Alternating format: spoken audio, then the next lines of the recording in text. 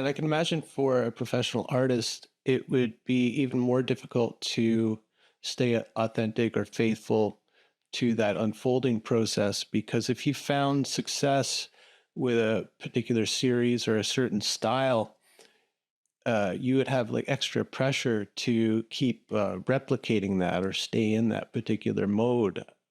And I've heard that from friends who are artists that when they feel like a big kind of change happening in the way they're making their art, that this is often one of the things that they rub up against, the expectations of the public or the gallery. How do you deal with that? Yeah, that is a so the trap is not only one's interior trap, but it's an external trap as well. So my work looks very different. So if you look in the website, I might create like right now there's a installation at a museum that is a hybrid creation of my childhood home made out of sugar, and it's a big installation. And I make Mhm. paintings, and I make sculptures, um, and each new beginning, each new body of work, I want to kind of reinvent myself, sort of as a beginner again. And I trust that there is a continuity to the work that is revealed and will be interesting to collectors or museums or whatever. But I have done a decent job of avoiding that trap, which is very common. And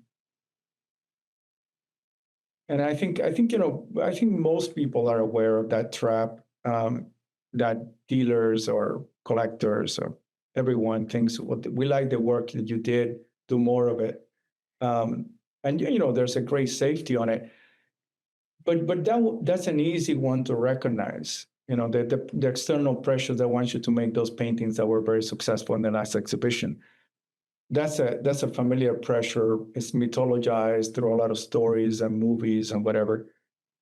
But the one that I think is more insidious and more difficult to recognize is the ones on fear of venturing into new territory. I think that's the one that, in my experience, entraps more artists than the external one. That's the one that you feel that uh, you have something that you can trust, something that you know how it will land in the world, and that venture into new territories, you just don't have the energy for that kind of reinvention. Especially because it might go south, it might go in the wrong direction, you might do something terrible, which is always a possibility. Yeah. I mean, especially working at the kind of scale that you work at, every canvas, there's that possibility that it's going to be a total artistic failure.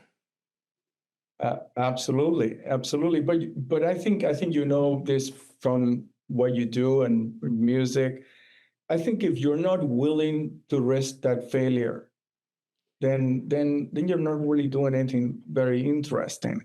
If you have to stay away from that line where you can actually destroy what you're making and be a complete flop, which often happens. I paint my paintings again and again and again, and they're entire weeks that I feel like I got nothing going on. Um, so, but I think that risk has always to have to be present, and of course, when you do make something that then convinces you to be meaningful, it's wonderful. Partly because you have existed in the dread of the edge of the cliff the entire time. Yeah. And then you're kind of saved or something, an angel, you make the leap of faith and an angel is there to catch you, or you find that you've got your own wings to soar, you Yeah, know. very much, very much. Yeah.